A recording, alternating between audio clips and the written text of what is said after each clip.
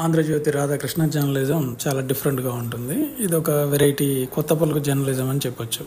మామూలుగా జర్నలిజం అంటే ప్రజల వైపు ఉండాలి, అధికార పక్షంలో ఎవరున్నా సరే వాళ్ళని విమర్శించాలి అంటే గుడ్డిగా విమర్శించడం కాదు, ప్రజా వ్యతిరేక కార్యక్రమాల మీద విమర్శలు చేయాలి. అంతేకాని రాధాకృష్ణది ఎలా ఉంటుందంటే, మన వాళ్ళు అయితేనేమో తమలపాకుతో కొడతాము, ఎదుటి వాళ్ళు మనకు నచ్చని వాళ్ళు అయితేనేమో కట్టితో కొడతాము అన్నట్టుగా ఉంటుంది. మామూలుగా మొదటి నుంచి కూడా చంద్రబాబు నాయుడుకు, రేవంత్ రెడ్డికి బాజా కొడుతుంటాడు రాధాకృష్ణ. అలాగే చంద్రబాబు నాయుడుకి ఇంకా హైప్ కూడా ఇస్తుంటారు, కాస్త ఎక్కువ రేవంత్ రెడ్డి కంటే కూడా. ఇక జగన్ను, కేసీఆర్ని ఇక విపరీతంగా విమర్శించడం కాదు, అసహించుకుంటాడు. జర్నలిజంలో దీన్ని అసహించుకుంటాడు ఆయన. మామూలుగా అయితే విమర్శలు చేయాలి, కాకపోతే వాళ్ళిద్దరంటే అసహించుకుంటాడు. తెలంగాణలో కాంగ్రెస్ గ్రాఫ్ తగ్గుతుందా అని రాధాకృష్ణ ఆర్టికల్ రాసుకొచ్చారు. గ్రాఫ్ తగ్గుతుందా అంటే ఖచ్చితంగా తగ్గుతుందని చెప్పొచ్చు.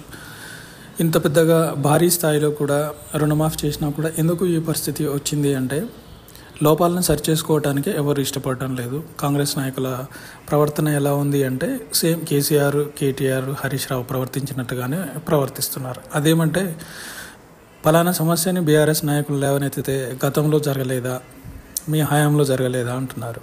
ఆత్మహత్యలు జరుగుతున్నాయంటే మీ హయాంలో జరగలేదా, అవినీతి జరిగింది అంటే మీ హయాంలో జరగలేదా, అత్యాచారాలు జరుగుతున్నాయంటే మీ హయాంలో జరగలేదా, ఉద్యోగాలు ఎందుకు వేయట్లేదంటే మీరు వేశారా.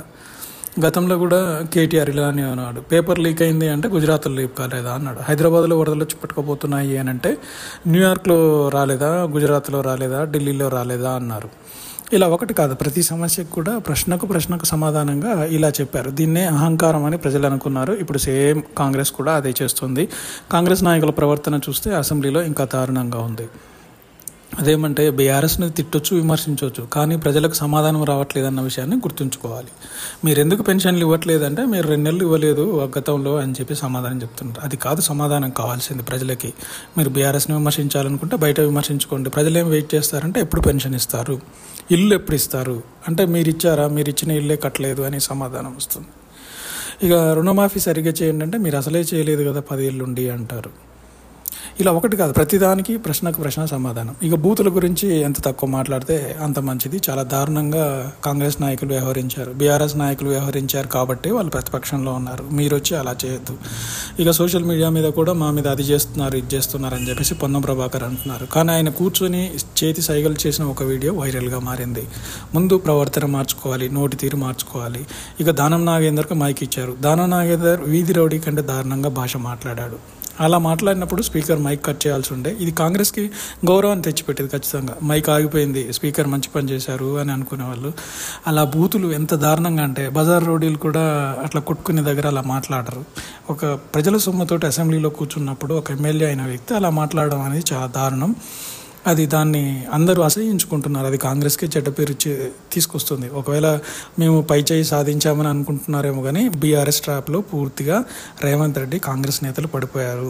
వాళ్ళు కావాలని ప్రశ్నలు విపరీతంగా వేస్తున్నారు. మీరు సమాధానం ఏదైతే ఉందో సమాధానాలు ఇవ్వకుండా ఎదురుదాడి చేస్తున్నారు. ఎదురుదాడి చేస్తే ఏం జరుగుతుంది?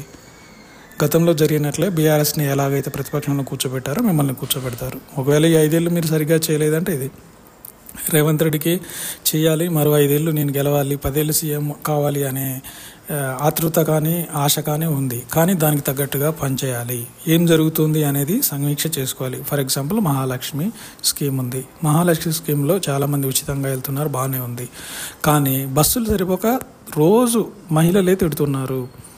ఆదివారం, శనివారం సాయంత్రం వచ్చిందంటే చాలు, ఎక్కడైనా ఒక బస్ స్టాప్లోకి వెళ్ళి బస్ కోసం చూద్దామంటే ఆడవాళ్ళకి దొరకట్లేదు. మగవాళ్ళు డీలక్స్లో, ఎక్స్ప్రెస్లో వెళ్దాం, డీలక్స్లో కానీ సెమీ లగ్జరీలో వెళ్దామన్నా కూడా వాళ్ళకు కూడా బస్సులు దొరకట్లేవు.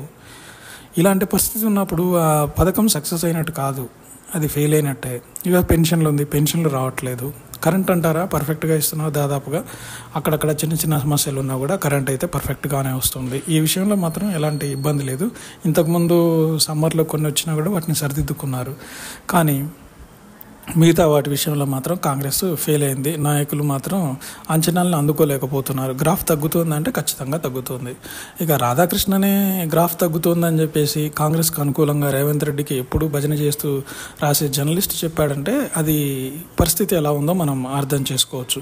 ఆయన ఏమన్నారు, ఎన్నికలు జరిగిన సమయంతో పోలిస్తే కాంగ్రెస్ గ్రాఫ్ కొంత తగ్గినట్లుగా సమాచారం వస్తుంది. కొంత కాదు, బాగానే తగ్గింది. దాన్ని సెట్ చేసుకోవాలి అంటే ముందు ఉన్న సమస్యల్ని పరిష్కరించాలి, నాయకులతోటి సమన్వయం చేసుకోవాలి, మంత్రుల మీద సీఎం రేవంత్ రెడ్డి కంట్రోల్ చేయాలి, వాళ్ళని బూతులు మాట్లాడే నేతలను ఇది చేయదు. ముఖ్యంగా చెప్పాలని సింపుల్గా భయపెట్టాలి, అందరినీ చేసి సరిగ్గా పాలన చేసుకుంటూ వెళ్తే బాగుంటుంది. అంతేగాని నోటికి వచ్చినట్టు బీఆర్ఎస్ని తిట్టడం వల్ల వాళ్ళకి ఏదో బాధ అనిపిస్తే అవుతుంది, కానీ ప్రజలేం పట్టించుకోరు. వాళ్ళని తిడుతుంటే వీళ్ళని తిడుతుంటే అది వస్తుంటే మేము బాగా చేస్తున్నామని చెప్పుకోవడం కాదు. పెన్షన్లు ఇవ్వండి, ఎప్పుడు ఇస్తారని అడిగితే ఎప్పుడు ఇస్తారో చెప్పాలి, అంతే. ఇలాంటి సమస్యలన్నీ సరిదిద్దుకుంటూ వెళ్ళాలి.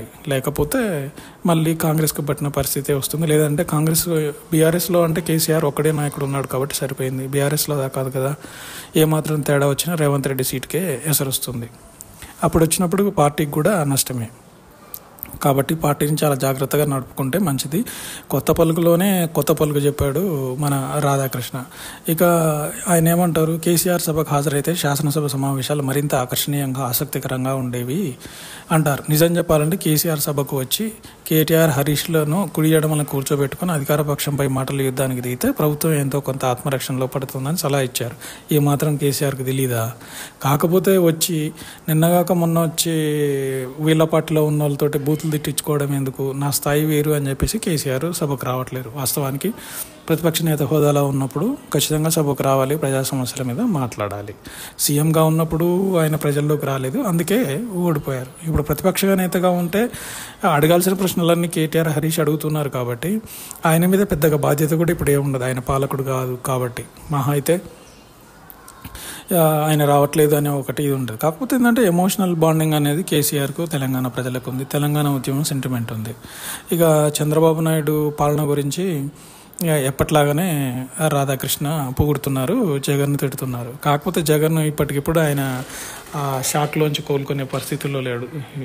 ఏం చేస్తున్నారు అంటే ఏం లేదు, వస్తున్నారు మళ్ళీ హాయిగా వెళ్ళి బెంగళూరుకి వెళ్ళి వ్యాపారాలు చూసుకుంటున్నారు. ఆయన కార్యకర్తలను కూడా పెద్ద కలిసేందుకు ఆసక్తి చూపించట్లేదు. ఇలా అయితే పార్టీని నడిపే వ్యవహారం ఇది కాదు.